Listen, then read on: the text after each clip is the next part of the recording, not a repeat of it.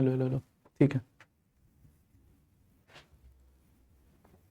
तो हेलो नमस्कार, जय हिंद। आप सभी का स्वागत है डीएस एजुकेशन हब के इस ऑफिशियल यूट्यूब चैनल पे। और जैसा कि आप सभी जानते हैं, यूपीएसआई यूपी पुलिस के लिए एक सेशन, प्रैक्टिस सेशन जो आपके लिए चलाया जा रहा है। तो ज्योग्राफी के लिए हम लोग स्टार्ट कर रहे हैं एक सेशन, शायद एक दो वीडियो हो चुकी है, ठीक है। तो नेक्स्ट वीडियो आज की बात है और आज पहला क्वेश्चन आपकी स्क्रीन पे लगा हुआ है। बहुत ही अच्छे क्वेश्चन हैं, अच्छे से प्रैक्टिस जरूर कर लीजिएगा, क्योंकि लक्ष्य सिर्फ एक ही है कि आप लोगों का सिलेक्शन, ठीक है। तो सिलेक्शन मैटर करता है। तो पहला सवाल, ज्यादा देर नहीं करेंगे, है ना, क्योंकि पुलिस लोगों का भी समय कीमती है भाई, ठीक है।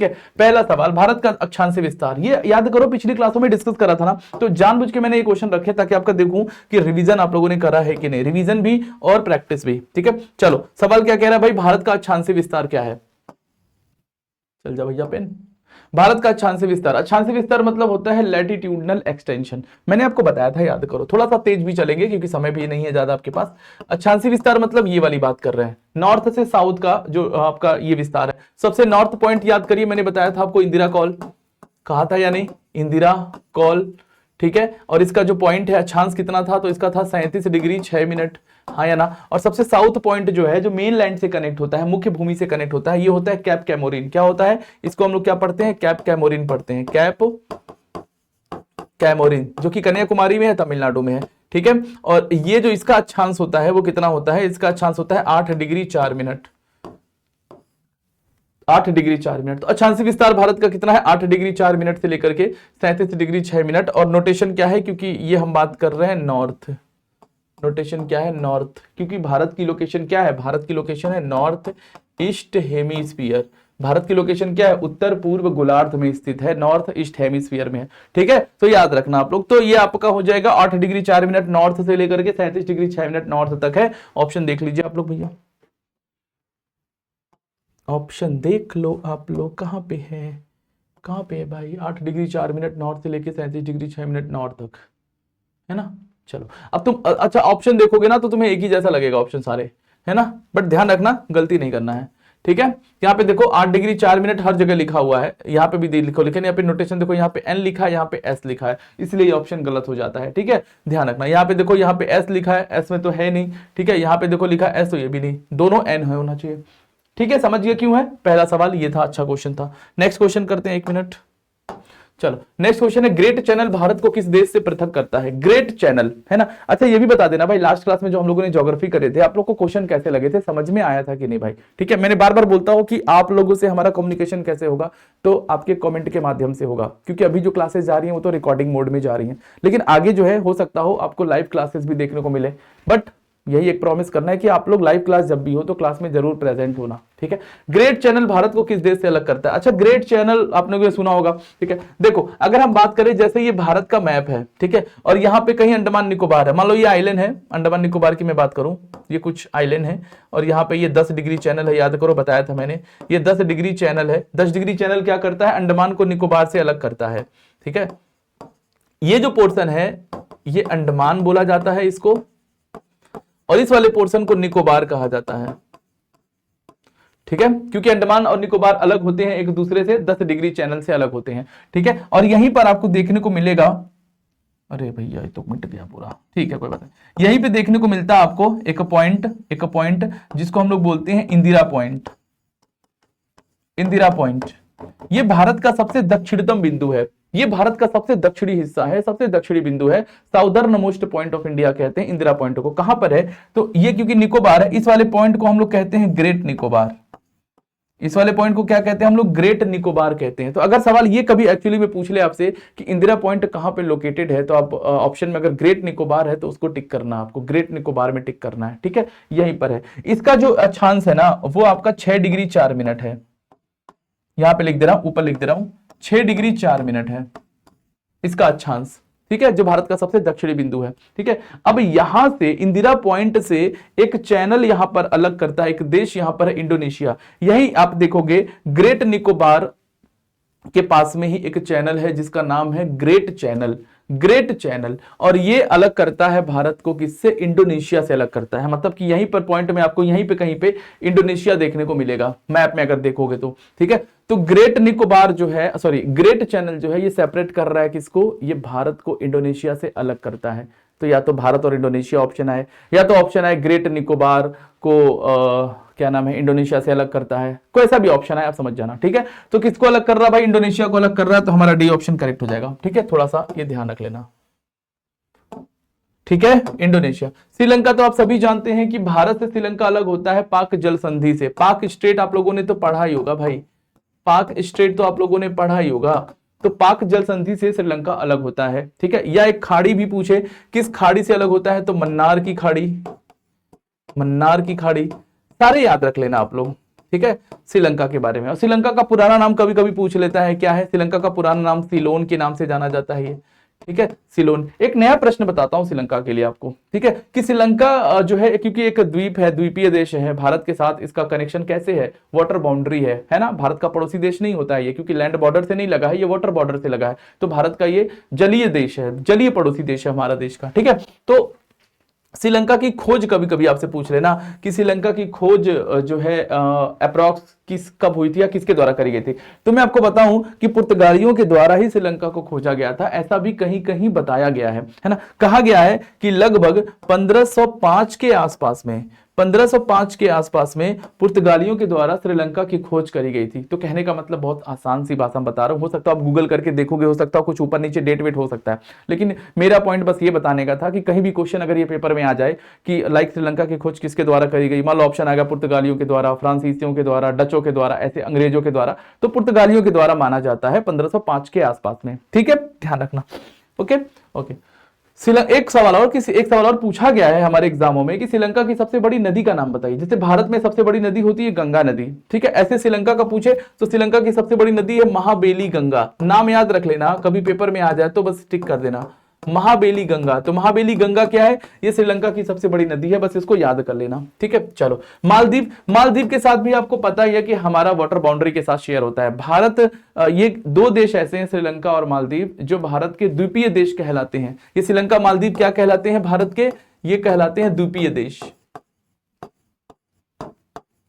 द्वीपीय देश, द्वीपीय देश मतलब आइलैंड कंट्री है ना, आइलैंड है। मालदीव जाते हो घूमने के लिए आप लोग तो आइलैंड ही तो है। तो ये द्वीपीय देश हैं। अगर पूछे दो द्वीपीय देश कौन से हैं तो श्रीलंका और मालदीव है, याद रखना आप लोग, ठीक है। Very important, very important. Myanmar, Myanmar तो भारत का पड़ोसी देश है, हाँ या ना, बिल्कुल हाँ, ठीक है। और म्यांमार के साथ भारत के 4 राज्य लगते हैं। म्यांमार के साथ भारत के कितने राज्य कनेक्ट होते हैं, 4 राज्य कनेक्ट होते हैं। कौन कौन से सर, तो अरुणाचल प्रदेश होता है भाई, एक राज्य होता है नागालैंड, एक राज्य है आपका मणिपुर और एक राज्य है मिजोरम। देखो ये भी रिवीजन करा दिया, 4 राज्य लगते हैं म्यांमार से, कौन कौन से, अरुणाचल प्रदेश, नागालैंड, मणिपुर, मिजोरम। तो भारत का पड़ोसी देश है म्यांमार, ठीक है। म्यांमार की देखो कैपिटल और करेंसी भी आपको याद रखनी है, क्योंकि देखो पढ़ रहे हो, हर चीज पढ़ के चलना, स्टैटिक जी के भी, ठीक है। तो कैपिटल क्या है भाई, तो म्यांमार की कैपिटल होती है नेपिदाह। क्या है कैपिटल, नेपिदाह। और करेंसी क्या है, क्यात, याद रखना भाई। म्यांमार की करेंसी क्या है, क्यात है भाई, KYAT क्यात है। और कैपिटल क्या है, तो नेपिदाह है ना, नेपिदाह है, याद रखना।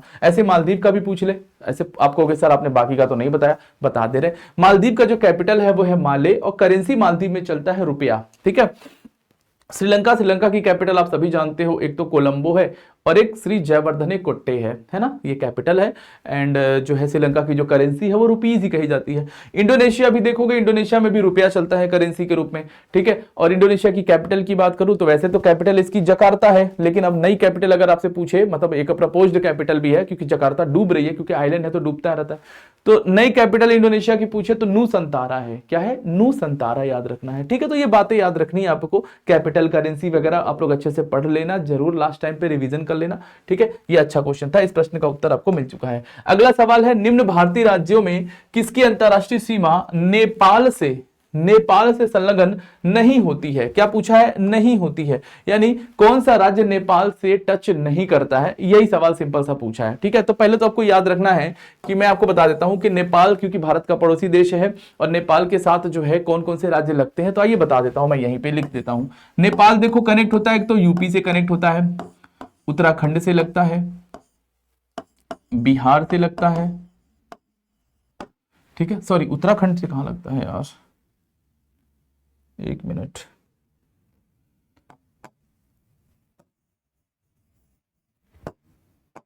चलो यूपी से लगता है, बिहार से लगता है, वेस्ट बंगाल से लगता है, अच्छा उत्तराखंड से भी लगता है, और सिक्किम से लगता है, सॉरी 5 राज्यों जो है, 5 राज्यों से नेपाल कनेक्ट करता है, यूपी, बिहार, वेस्ट बंगाल, उत्तराखंड, सिक्किम, यही 5 राज्य से जो है नेपाल टच करता है। अब बाकी देख लो क्या नहीं होती है, कौन सा ऑप्शन होगा यहाँ पर, ठीक है, कौन सा ऑप्शन होने वाला है, तो आपका हिमाचल प्रदेश। कहने का मतलब प्रश्न के माध्यम से आपको यह समझना है कि भारत के जितने पड़ोसी देश हैं, जैसे भारत के 7 पड़ोसी देश हैं, हाँ या ना, भारत के 7 पड़ोसी देश हैं। अब आपकी जिम्मेदारी है कि ये 7 पड़ोसी देशों के नाम तो पहले याद रखना है, नाम के साथ साथ ये भारत के किन किन राज्यों से कनेक्ट होते हैं ये भी याद कर लेना आप लोग, ठीक है। और नेपाल के बारे में बेसिक बात बताऊं, कैपिटल है काठमांडू, कैपिटल क्या है, काठमांडू है, और करेंसी तो रुपया ही चलता है, ठीक है, याद रखना, very important, very very important है, ठीक है। चलो अगला सवाल देखते हैं भाई। अगला सवाल स्क्रीन पे है, निम्नलिखित में से कौन सा भारत का सबसे छोटा केंद्र शासित प्रदेश है। भाई देखो यूनियन टेरिटरी के बारे में सवाल पूछ रहा है ना, भारत का सबसे छोटा केंद्र शासित प्रदेश पूछ रहा है। तो यूनियन टेरिटरी के टर्म में बात करें, टोटल 8 है। कितने यूनियन टेरिटरी है भारत में, 8 हैं, 8 हैं, सबको पता है कौन कौन से हैं, देखो नाम तो याद रखना है सबको, मैं बोल तो दे रहा हूं लेकिन आपकी जिम्मेदारी है सबके यूनियन टेरिटरी के नाम और कैपिटल याद करना, ठीक है। जैसे कि दिल्ली है तो दिल्ली की कैपिटल दिल्ली ही है, जम्मू कश्मीर है तो जम्मू कश्मीर की कैपिटल श्रीनगर है, ठीक है। और आपका लद्दाख है, लद्दाख की कैपिटल लेह है, ठीक है। चंडीगढ़ की कैपिटल चंडीगढ़ है, ठीक है। पुदुचेरी की कैपिटल पुदुचेरी है, ठीक है। इसके अलावा आपका अंडमान निकोबार है तो उसकी कैपिटल तो पोर्ट ब्लेयर है, लेकिन पोर्ट ब्लेयर का नाम चेंज हो गया है, उसका नाम क्या हो गया है, विजयपुरम हो गया है, याद रखना। लक्षद्वीप है तो लक्षद्वीप की कैपिटल कावारत्ती है, और एक आपका यूनियन टेरिटरी है दादर नागर हवेली और दमन दीव। तो ये 8 यूनियन टेरिटरी आपके पास है जिनके बारे में आपको याद रखना है। उनमें से सबसे छोटा पूछ रहा है तो सबसे छोटा जो है वो आपका लक्षद्वीप है, सबसे छोटा जो है वो लक्षद्वीप है, याद रखना, ठीक है। एरिया वाइज की बात करें तो सबसे छोटा यही है। सबसे बड़ा केंद्र शासित प्रदेश पूछे, देखो छोटा तो आपने बता दिया, छोटा तो आपने बता दिया कि लक्षद्वीप है, लेकिन भाई सवाल तो बड़ा भी पूछ सकता है कि सर ये भी बता दो सबसे बड़ा कौन सा है, ठीक है। तो सबसे बड़ा जो आपका केंद्र शासित प्रदेश पूछे ना तो आप कहना लद्दाख है, क्या कहना, लद्दाख है भाई, सबसे बड़ा केंद्र शासित प्रदेश लद्दाख है। लेकिन अगर ये पूछे कि जनसंख्या के आधार पर, जनसंख्या के आधार पर सबसे बड़ा यूनियन टेरिटरी पूछे, अगर आपसे पॉपुलेशन वाइज अगर पूछे सबसे बड़ा, जनसंख्या के आधार पर सबसे बड़ा पूछे तो दिल्ली कहना, ठीक है, क्या कहना, दिल्ली कहना, वेरी इंपॉर्टेंट। समझ गए, सारी बातें याद रख के चलना है भाई, आपकी जिम्मेदारी है ये, ठीक है। अगला सवाल देखते हैं क्या है, निम्नलिखित में से कौन सा भारत के 2 पड़ोसी द्वीप देश हैं। मैंने अभी बात करा 2 पड़ोसी द्वीप देश, आइलैंड कंट्री कौन से हैं, 2 इंपॉर्टेंट, ठीक है। तो कौन से हैं, तो श्रीलंका और मालदीव है। कौन से भाई, श्रीलंका और मालदीव है। क्या सी ऑप्शन पे बिल्कुल आप लोग चले जाना है, ठीक है। सी ऑप्शन आपको यहां पे मिल जाएगा, श्रीलंका और मालदीव, ये 2 क्या है, द्वीप पड़ोसी देश हैं भारत के। समझ गए ना, बहुत आसानी से समझना है आपको। अगला क्वेश्चन देखते हैं, कौन सा सबसे ऊंचा भारतीय शिखर है, हाईएस्ट पीक ऑफ इंडिया की बात कर रहा है, हाईएस्ट पीक ऑफ इंडिया की बात कर रहा है। तो देखो अगर ये सवाल पूछे, कंचनजंगा ऑप्शन में है, कामेत ऑप्शन में है, केटू ऑप्शन में है, नंदा देवी ऑप्शन में, ठीक है। तो यहां पे जो सबसे बड़ी चोटी या सबसे भारत की जो है वो आपकी केटू देखने को मिलेगी, केटू याद रखना आपको। देखो केटू, केटू इस तरीके से भी लिखते हैं, ठीक है। इसी का दूसरा नाम है गॉडविन ऑस्टिन, गॉडविन ऑस्टिन के नाम से भी जाना जाता है केटू। और इसके अलावा इसकी लोकेशन में बताऊं तो पीओके में इसकी लोकेशन आती है, पाकिस्तान ऑक्युपाइड कश्मीर इसको बोलते हैं, ठीक है। किस रेंज में, तो काराकोरम रेंज में आपको देखने को मिलेगा, ये काराकोरम रेंज में देखने को मिलेगा, ठीक है। केटू कहां पर देखने को मिलता है, काराकोरम रेंज में देखने को मिलता है। और काराकोरम जो है वो किसका पार्ट है, तो मैं आपको बताऊं, काराकोरम जो रेंज है ये आपका ट्रांस हिमालय का पार्ट होता है। ये किसका पार्ट है, ट्रांस हिमालय का पार्ट है ये, है ना। ट्रांस हिमालय क्या होता है, ये हिमालय का सबसे प्राचीनतम हिस्सा है, ठीक है। हिमालय का सबसे प्राचीनतम, सबसे ओल्डेस्ट जो पार्ट है वो ट्रांस हिमालय होता है। ट्रांस हिमालय में 3 चीजें आप पढ़ते हो, काराकोरम, लद्दाख और जास्कर। इसके बाद ही निर्माण हुआ ग्रेट हिमालय का, समझ गए। तो ध्यान रखना, केटू लोकेशन बता दिया। कंचनजंगा ये आपका सेकंड हाईएस्ट पीक है इंडिया का, सेकंड हाईएस्ट पीक अगर पूछे तो वो यही है ना। भारत का दूसरे नंबर पे जो सबसे ऊंची चोटी है, second highest peak second number पे, तो वो कंचनजंगा है। कहां पर है ये, सिक्किम में है। कहां पर है, सिक्किम में है। कामेत ये तो आपका नेपाल में है भाई, कामेत कहां पर है, नेपाल में है। नंदा देवी कहां पर है, ये उत्तराखंड में है।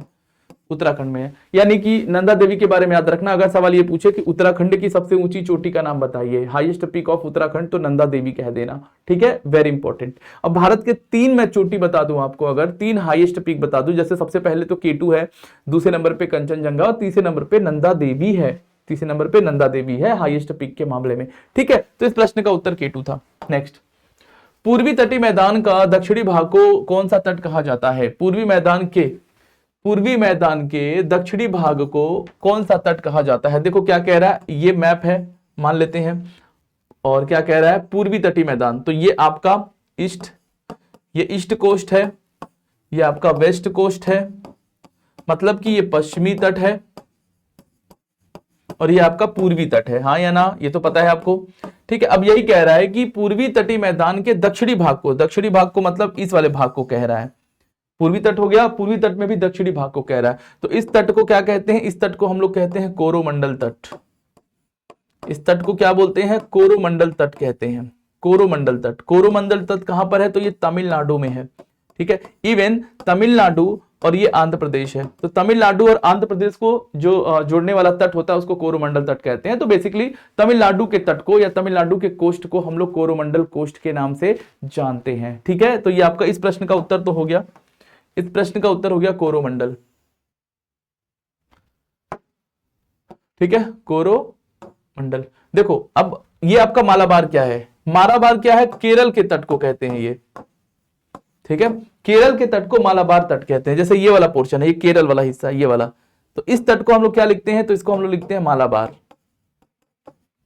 मालाबार तट कहते हैं। केरल के तट को क्या कहते हैं? मालाबार तट कहते हैं। कितना आसान है, लेकिन ध्यान रखना। उत्तरी सरकार क्या है? तो उत्तरी सरकार लिखा है, इसको इंग्लिश में नॉर्थ सरकार भी पढ़ते हैं, है ना। तो ये उड़ीसा के तट को कहा जाता है, बेसिकली उड़ीसा के कोस्ट को कहते हैं उत्तरी कोस्ट, और कोंकण तट जो है ये आपका गोवा के तट को कहते हैं, गोवा के तट को बोलते हैं कोंकण तट, ठीक है। सारी बातें याद रखना, तटों से लेकर के क्वेश्चन था, इंपॉर्टेंट क्वेश्चन था, ठीक है। चलो अगला क्वेश्चन देखते हैं। विश्व की सबसे ऊंची चोटी माउंट एवरेस्ट किसके बीच स्थित है? मतलब माउंट एवरेस्ट कहां पर है, ये सवाल पूछ रहा आपसे, है ना। माउंट एवरेस्ट के बारे में तो आप सबने पढ़ा होगा भाई, ठीक है। माउंट एवरेस्ट की पहले तो मैं आपको हाइट बता दूं, जो आप लोग सोचते हो सर हाइट कितनी है, तो 8,848.86 मीटर इसकी ऊंचाई है। ऊंचाई थोड़ा बहुत ऊपर नीचे होता रहता है, ठीक है। तो 8,848 मीटर माउंट एवरेस्ट की ऊंचाई है ना। माउंट एवरेस्ट तो भारत में कहते हैं इसको, नेपाल में इसको जाना जाता है किस नाम से? नेपाल में इसी को बोलते हैं सागर माथा, नेपाल में क्या बोलते हैं इसको? सागर माथा के नाम से जानते हैं, ठीक है। और तिब्बत में इसको बोलते हैं चोमोलुंगमा, ठीक है। हिंदी में भी लिख दे रहे हैं, तो हिंदी वाले बच्चे नाराज हो जाएंगे। चोमोलुंगमा, ठीक है। चोमोलुंगमा का मतलब होता है पर्वतों की रानी। इसका मतलब क्या होता है सर? सोचोगे सर इसका मतलब बता दो। इसका मतलब होता है पर्वतों की रानी, पर्वतों की रानी, क्वीन ऑफ हिल्स, पर्वतों की रानी या क्वीन ऑफ हिल्स के नाम से जाना जाता है इसको। बेसिकली तिब्बत में इसका नाम चोमोलुंगमा है, ठीक है। Mount Everest, okay. Mount Everest जो है ये आपका बता दूं मैं आपको, ये आपका ग्रेट हिमालय में आता है। ये किस हिमालय का पार्ट है? ये ग्रेट हिमालय का पार्ट होता है माउंट एवरेस्ट। यानी अगर सवाल पूछे ग्रेट हिमालय की सबसे ऊंची चोटी कौन सी है, तो ग्रेट हिमालय की सबसे ऊंची चोटी माउंट एवरेस्ट होती है। ये इसकी लोकेशन पूछ रहा ना आपसे, इसकी लोकेशन नेपाल और तिब्बत में देखने को मिलेगा, है ना, नेपाल और तिब्बत में। अभी कई लोग इसका उत्तर मुझे पता है कि भारत और नेपाल कर रहे होंगे, है ना। कई लोगों के मन में भारत और नेपाल आ रहा होगा भाई, है ना। तो भारत नेपाल नहीं होगा, भारत में थोड़ी ना माउंट एवरेस्ट है। अगर भारत में माउंट एवरेस्ट होता तो भारत की सबसे ऊंची चोटी तो माउंट एवरेस्ट ही हो जाती फिर, है कि नहीं। लेकिन भारत में तो है नहीं, इसीलिए तो हमारे देश की जो सबसे ऊंची चोटी है वो K2 है। हमारे देश की जो सबसे ऊंची चोटी है वो K2 है। हालांकि विवादित है, कई लोग सोचेंगे सर ये तो विवादित है, बिल्कुल डिस्प्यूटेड है, विवादित है, लेकिन हम लोग इसी को काउंट करेंगे भारत में सबसे ऊंची चोटी की, ठीक है। इसकी ऊंचाई जो देखोगे वो 8,611 मीटर के आसपास में देखने को मिलेगा। और जो कंचनजंगा आप लोग पढ़ते हो कि ये पूर्ण रूप से भारत की सबसे ऊंची चोटी है, मतलब बिना विवादित के सिक्किम में है ये। इसकी ऊंचाई लगभग 8598 मीटर के आसपास में आपको देखने को मिलता है, ठीक है। तो कभी कभी हाइट पर भी सवाल पूछ लेता है, तो आपको थोड़ा बहुत ध्यान रखना होता है, ठीक है। चलिए अगला सवाल देखते हैं क्या है भाई। निम्नलिखित में से किस पर्वत श्रृंखला को सह्याद्री कहा जाता है? ठीक है, क्या बोलते हैं? सह्याद्री। इंग्लिश में भी लिख देता हूं, कोई दिक्कत नहीं भाई, सह्याद्री। तो कह रहा है किस पर्वत श्रृंखला को सह्याद्री के नाम से जाना जाता है। तो बड़ा आसान है, आपको ज्यादा सोचना नहीं है, बस मेरी बातों को सुन लेना। जैसे ये इंडिया का मैप है निचला हिस्सा, और जो आपका ये पश्चिमी तट है, ये भारत का जो ये पश्चिमी तट है ना, इसी को हम लोग सह्याद्री के नाम से भी जानते हैं। वेस्ट कोस्ट को, पश्चिमी तट को ही सह्याद्री के नाम से जाना जाता है। मेरे साथ बोलिए, भारत के पश्चिमी तट को सह्याद्री के नाम से जाना जाता है, यानी कि वेस्टर्न कोस्ट को हम लोग सह्याद्री के नाम से जानते हैं। ठीक है, इंपॉर्टेंट है। तो यहां पर आप लोग देख सकते हो क्या हो जाएगा, पश्चिमी घाट हो जाएगा। भारत के पश्चिमी घाट को सह्याद्री के नाम से जानते हैं। पश्चिमी घाट को ही इंग्लिश में वेस्टर्न घाट भी कहते हैं। जो इंग्लिश वाले बच्चे हैं घबराए नहीं, इंग्लिश में भी मैं बताते चलता हूं। ठीक है, वेस्टर्न घाट कहते हैं। क्लियर है? तो वेस्टर्न घाट को ही सह्याद्री के नाम से भी जाना जाता है। तो आई होप कि चीजें देखो रिवाइज हो रहा है। देखो ज्योग्राफी एक ऐसा सब्जेक्ट होता है, खासतौर पे जो यूपीएसआई की तैयारी कर रहा है बच्चा, ठीक है, उसको फिर वो ज्यादा ज्योग्राफी और ज्यादा वो हिस्ट्री और ज्यादा वो साइंस वगैरह नहीं पढ़ता है ना। वो ज्यादा फोकस उसका पता है कहाँ, उसका ज्यादा फोकस मूल विधि पॉलिटी, मूल विधि पॉलिटी। देखो वो इंपॉर्टेंट है, लेकिन एक एक क्वेश्चन इंपॉर्टेंट है ना। इसीलिए देखो मैंने पॉलिटी के भी सीरीज करा रहा हूं मैं आपको, इसी में साथ में ज्योग्राफी भी मैं क्यों करा रहा हूं, ताकि मैं चाहता था बस पॉलिटी ही कराऊं, बट मैं चाहता हूं कि जो भी सवाल बने, ज्योग्राफी के भी आएंगे ही सवाल आपका। ठीक है, तो सारे सवाल आप करके आओ भाई, सारे सवाल करके आओ। समय बहुत मिला है तैयारी का, और अगर अब इस समय का यूज नहीं करोगे तो गड़बड़ होएगा भाई। ठीक है, तो तैयारी आपको एकदम बजा के करनी है, डंका बजा के करनी है। ठीक है, चलो अगला सवाल भी देख लेते हैं क्या है। निम्न में से कौन सी चोटी बृहद हिमालय पर स्थित भारत की सबसे ऊंची चोटी है। देखो क्या सवाल पूछ रहा है कि निम्न में से कौन सी चोटी बृहद हिमालय, बृहद हिमालय को बोलते हैं ग्रेट हिमालय। क्या बोलते हैं भाई, बृहद हिमालय को इंग्लिश में कहते हैं ग्रेट हिमालय, ग्रेट हिमालय। अच्छा, ग्रेट हिमालय को ही हिमाद्री के नाम से भी जाना जाता है। मैं सारे नाम इसलिए बता दे रहा हूं कि मान लो पेपर में कोई भी नाम आ जाए तो आप ना गलत कर पाओ। ठीक है, तो ग्रेट हिमालय ऐसी को हिमाद्री के नाम से जानते हैं। अब कह रहा है ग्रेट हिमालय की सबसे ऊंची चोटी कौन सी है, तो वो तो भाई माउंट एवरेस्ट। अभी पीछे हमने बात करी आपसे कि माउंट एवरेस्ट सबसे ऊंची चोटी है ग्रेट हिमालय की। ठीक है, और जो है इसकी हाइट आपको पता है 8,848.86 मीटर। ठीक है, इसकी लोकेशन भी आपको पता है कहां पर है, ये तो नेपाल और तिब्बत में इसकी लोकेशन है। देखो रिवीजन करा देता हूं फटाक से, नेपाल और तिब्बत में है। नेपाल में इसको सागर माथा बोलते हैं, तिब्बत में इसको चोमोलुंगमा कहते हैं, माउंट एवरेस्ट हम लोग कह देते हैं इसको। ठीक है, ध्यान रखना सारी बात। तो यहाँ पे क्या है इसका उत्तर, माउंट एवरेस्ट।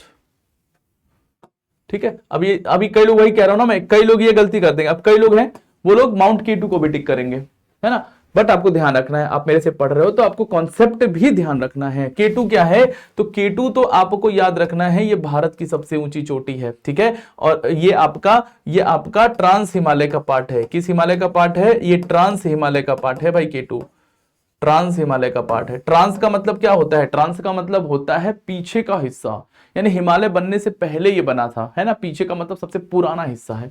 ठीक है, बाकी कंचनजंगा ये भी आपका ग्रेट हिमालय का ही पार्ट है, लेकिन ग्रेट हिमालय में ये इंडिया की सबसे ऊंची चोटी है ना कि वर्ल्ड की। ठीक है, नंगा पर्वत भी आपका भारत में ही है। नंगा पर्वत कहां पर है, ये कश्मीर में है आपका।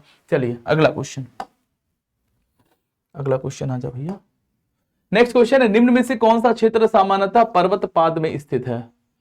अब ये सवाल देखो क्या है, बड़ा ही एक अच्छा वर्ड आया पर्वत पाद, है ना। लेकिन कंफ्यूज नहीं होना कि सर ये कौन सा क्वेश्चन है। ऑप्शन भी भाभर, तराई, बांगर, खादर, है ना। तो गड़बड़ नहीं करना। पर्वत पाद का मतलब क्या होता है, पर्वत पाद का मतलब हिमालय का पैर, पर्वत का पैर, पैर मतलब इसको समझो कि ये हिमालय का पैर यानी कि फुट। ठीक है, यानी हिमालय का सबसे दक्षिणी हिस्सा। अच्छा, हिमालय का पैर कौन सा होगा, हिमालय सबसे नॉर्थ में आप जानते हो। ठीक है, अब हिमालय का पैर कहां होगा, साउथ में ही होगा। ठीक है, तो हिमालय का सबसे दक्षिणी हिस्सा, अच्छा हिमालय का सबसे साउदर्न हिस्सा होता है शिवालिक।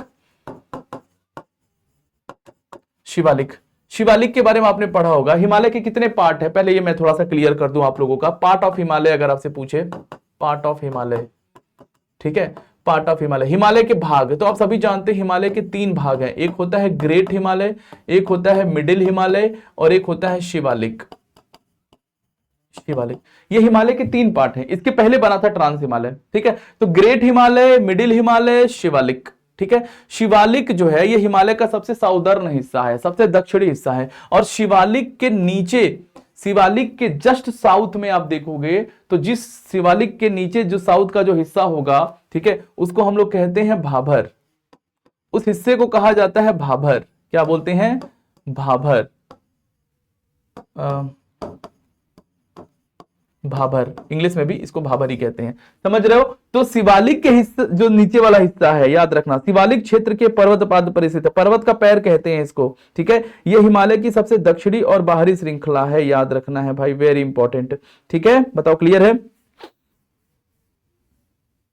ठीक है। तो पर्वतपाद का मतलब क्या होता है, पर्वत का निचला हिस्सा। अगर मैं एक लाइन में इसको बताना चाहूं तो इसका मतलब है पर्वत का निचला निचला हिस्सा, ये है मतलब। अगर मैं एक लाइन में बताना पाऊं, पर्वत का निचला हिस्सा, निचला हिस्सा मतलब पैर आ जाएगा एक तरह से, है ना। तो आपका सबसे साउथ में साउदर्न हिमालय आप बोलते हैं, इसको क्या बोलते हैं, शिवालिक को क्या बोलते हैं, इसको हम लोग बोलते हैं आउटर हिमालय, या इसको बोलते हैं बाह्य हिमालय या साउदर्न हिमालय। अब शिवालिक के नीचे शुरू हो जाता है नॉर्दर्न ग्रेट प्लेन्स, शिवालिक के नीचे क्या शुरू हो जाता है, उत्तर भारत का विशाल मैदान, ठीक है। और यहीं पे सबसे पहले भाबर शुरू होता है। भाबर एक रीजन, क्षेत्र को कहा जाता है, एक क्षेत्र को भाबर कहते हैं। अब सर भाबर क्या होता है, अरे भाई जो हिमालय से नदियां निकलती हैं और वो नदियां अपने साथ क्या लेकर के आती हैं, अवसाद लेकर के आती हैं, सेडिमेंट्स लेकर के आती हैं। तो नदियां जहां पे अपना अवसाद इकट्ठा कर देती हैं, कंकड़ पत्थर, है ना। अब जैसे हिमालय है, मान लो ये, ठीक है, हिमालय है। अब यहां से नदियां जो है वो नदियां आ रही है नीचे की तरफ, नदियां आ रही हैं और अपने साथ नदियां क्या लाती हैं, मिट्टी, बालू, कंकड़, पत्थर, वो सब,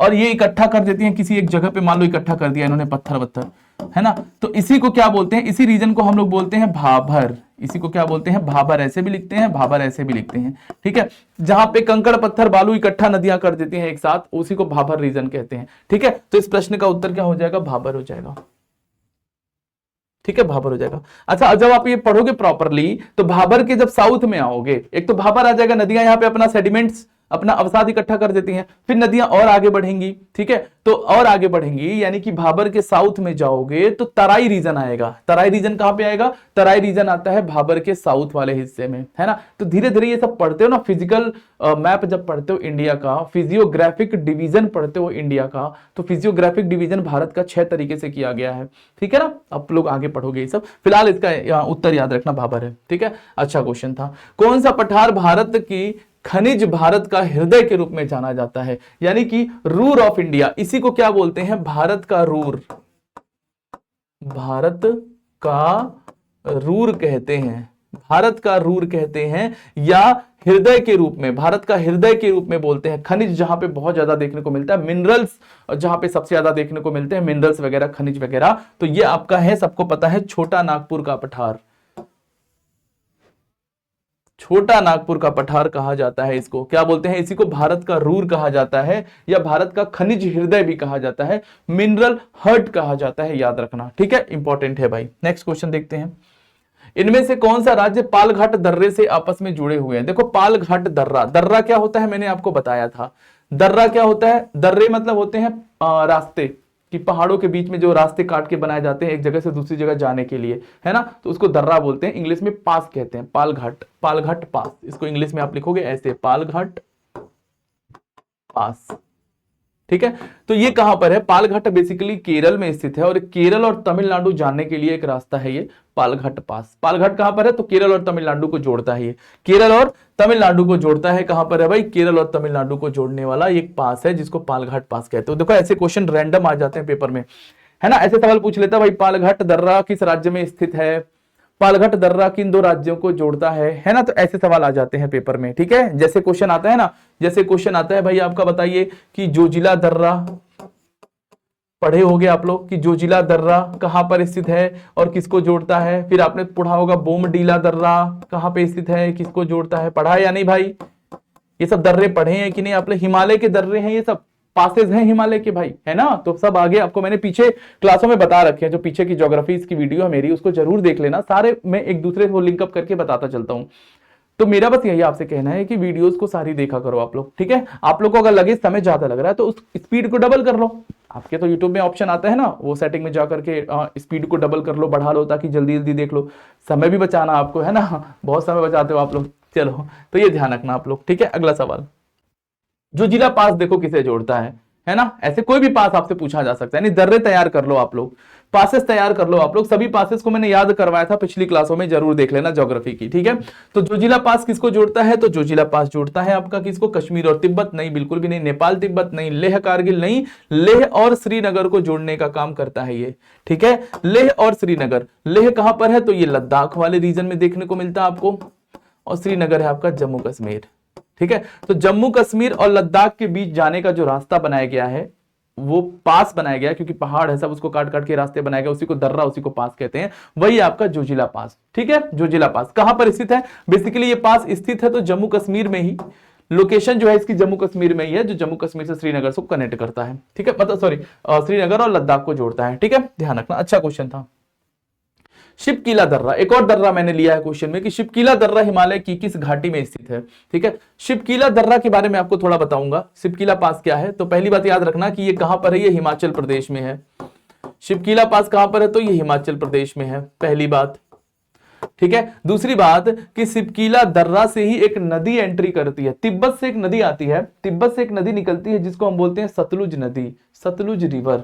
ठीक है, तो सतलुज नदी का प्रवेश द्वार कहा जाता है इसको। शिपकीला दर्रा को क्या कहते हैं? सतलुज नदी का, सतलुज नदी का प्रवेश द्वार, सतलुज नदी का प्रवेश द्वार, यानी कि entrance point of Sutlej river, entrance point है सतलज रिवर का शिपकीला दर्रा। यानी कि तिब्बत से जब तिब्बत से सतलज नदी निकलती है तो वो एंटर करती है भारत में, शिपकीला दर्रा से होकर के हिमाचल प्रदेश में आ जाती है वो नदी। ठीक है, हिमाचल प्रदेश में इसी दर्रे से आती है। तो वही पूछा है किस घाटी में स्थित है, तो आराम से इस प्रश्न का उत्तर अब आपको मिल चुका है, सतलुज घाटी में स्थित है। किस घाटी में स्थित है, तो आराम से इस प्रश्न का उत्तर है आपका सतलज घाटी या सतलज वैली। ठीक है, चलो अगला प्रश्न करते हैं। अगला प्रश्न आपकी स्क्रीन पे है क्या, 16 नंबर पे आ चुके हम लोग क्वेश्चन में। यहां पे कुछ झील के नाम दिए हुए हैं और वो झील किस राज्य में। कहने का मतलब ऐसे प्रश्न भी आपको पेपर में देखने को मिलेंगे। ठीक है, बताइए इसका उत्तर। चलो, तो कहने का मतलब याद रखना, सभी झीलों को तैयार कर लो। देखो मैं जो है क्वेश्चंस के माध्यम से आपको टॉपिक भी बताते चल रहा हूं कि इन टॉपिक पर आपको कमांड करनी है। पुलिकट झील, पुलिकट झील कहां पर है, तो पुलिकट झील आपको देखने को मिलता है आंध्र प्रदेश और तेलंगाना वाले बॉर्डर पर, सॉरी तमिलनाडु वाले बॉर्डर पे, आंध्र प्रदेश और तमिलनाडु के बॉर्डर पे आता है। तो पुलिकट झील आपका है तमिलनाडु, आंध्र प्रदेश और तमिलनाडु के बॉर्डर पे, ऑप्शन में तमिलनाडु है। ठीक है, ए का हो गया 3। वेम्बनाथ झील, वेम्बनाथ झील केरल में स्थित है भाई, कहां पर, केरल में स्थित है, बी का 1। अच्छा देखो एग्जाम में ना जब ऐसे क्वेश्चन आए ना, क्योंकि देखो आपके यूपीएसआई में तो ऐसे प्रश्न आएंगे, तो जब भी क्वेश्चन आए तो आप जो भी सबसे पहले आता हो पहले उसको मिलाया करो। ठीक है, और फिर ऑप्शन देख लिया करो, तुरंत एलिमिनेट कर दिया करो ऑप्शंस को। देखो यहाँ पे ए का 3 और बी का 1 मिल गया आपको। ए का 3 देखो कहां कहां है, ए का 3 देखोगे तो इस ऑप्शन में है और इस ऑप्शन में है, बाकी इसमें नहीं है। तो सी और डी तो ऐसे भी हट जाएगा। फिर देखो बी का 1, बी का 1 यहां पर है, वहां पे नहीं, तो यानी कि बी ऑप्शन हमें आराम से मिल जाएगा। कहने का मतलब एग्जाम में आपको समय बचाना है ना भाई, है ना, एग्जाम में आपको कोई पीएचडी तो करना नहीं है, याद रखना। बाकी तो पता है वुलर झील आपका कश्मीर में है और सांभर झील आपका राजस्थान में है। ठीक है, तो एग्जाम में समय बचाइएगा आप लोग, जो पहले आता हो पहले उसको टिक करना और तुरंत ऑप्शन में देख लेना कहां पर है। ठीक है, इतना तो खैर आप लोग स्मार्ट हो ही गए होंगे, है ना। चलो नेक्स्ट क्वेश्चन, निम्नलिखित में से किस स्थान पर भागीरथी और अलकनंदा नदी मिलकर गंगा नदी का निर्माण करती हैं। तो ये भी सवाल सिंपल ही है, वैसे तो कर ही लोगे आप लोग। ठीक है, यानी कि कौन सा स्थान है, देखो एक स्थान है जिसका नाम है क्या, जिसका नाम है आपका देवप्रयाग, देवप्रयाग, और देवप्रयाग में ही आती है एक नदी, इधर से आती है और एक नदी इधर से आती है, यानी एक नदी आती है अलकनंदा और एक नदी आती है इधर से भागीरथी। ठीक है, अलकनंदा और भागीरथी ये नदियां आती हैं और नदियां आकर के मिल जाती हैं कहां पर, देवप्रयाग में। और यहीं पे देवप्रयाग में ये जब नदी आगे बढ़ती है तो ये गंगा के नाम से आगे बढ़ती है, गंगा नदी के नाम से आगे बढ़ती है। तो याद रखना गंगा नदी जो है बेसिकली देवप्रयाग से ही निकलती है, इसका नाम यहीं से स्टार्ट होता है गंगा। अलकनंदा और भागीरथी जब यहाँ पे मिलती हैं देवप्रयाग में तो इसका नाम गंगा पड़ जाता है, और फिर गंगा देवप्रयाग से आगे बढ़ती है। और सबसे पहले जो ये भूमि पर आती है, यानी कि अभी तो पहाड़ों में नदी बह रही है, जब सबसे पहले स्थल पे लैंड रूट पे आती कहां पर, तो वो आती हरिद्वार में। हरिद्वार में ये गंगा नदी सबसे पहले आती है कहां पर, सतह पर, सरफेस पर। ठीक है, अभी तक तो हिल्स पे, पहाड़ों पे, पर्वतों पे बह रही है। हरिद्वार से ये नदी जब आगे बढ़ती है तो आप देखोगे उत्तर प्रदेश में एंट्री मारती है नदी, गंगा नदी। उत्तर प्रदेश में किस जिले से, देखो क्वेश्चन पूछता है ना कि गंगा नदी उत्तर प्रदेश के किस जिले में प्रवेश करती है। सबसे पहले एंट्री जो है आपका इसका बिजनौर जिले से होता है। कहां से गंगा नदी भारत में, उत्तर प्रदेश में प्रवेश करती है, बिजनौर जिले से। और उत्तर प्रदेश से एग्जिट किस जिले से करती है, तो आपका बलिया जिले से करती है। ठीक है, याद रखना, अच्छा क्वेश्चन आता है। नेक्स्ट क्वेश्चन, निम्नलिखित में से कौन सी हिमालयी नदी तंत्र की नदियां हैं, यानी कि कौन सी नदी है जिसको हम लोग हिमालयन नदी तंत्र बोलते हैं या हिमालयन रिवर सिस्टम बोलते हैं, मतलब कि कौन सी नदी है जो हिमालय से निकलती है। तो देखो सिंपल सी बात याद रखना है, हिमालय से हम याद करते हैं केवल 3 नदियों के नाम जो निकलती है, ठीक है। 3 नदियां क्या मतलब वैसे तो जो इंपॉर्टेंट है, तो एक तो निकलती है हिमालय से, आपको याद रखना है कौन सी, एक तो निकलती है Indus river, Brahmaputra river, Brahmaputra river, एक आपका है आपका सतलज रिवर, सतलज रिवर, और एक नदी आपका गंगा रिवर। तो ये सब क्या है, ये सब हिमालयी नदियां हैं, जो हिमालय से नदियां निकलती हैं उनको हिमालयन रिवर बोलते हैं, हिमालयी नदियां कहते हैं, ठीक है। ऑप्शन देख लीजिए क्या है, कावेरी, देखो कावेरी तो नहीं निकलती है भाई, ठीक है। गंगा नदी बिल्कुल निकलती है, ब्रह्मपुत्र नदी बिल्कुल सही है, गोदावरी नदी नहीं।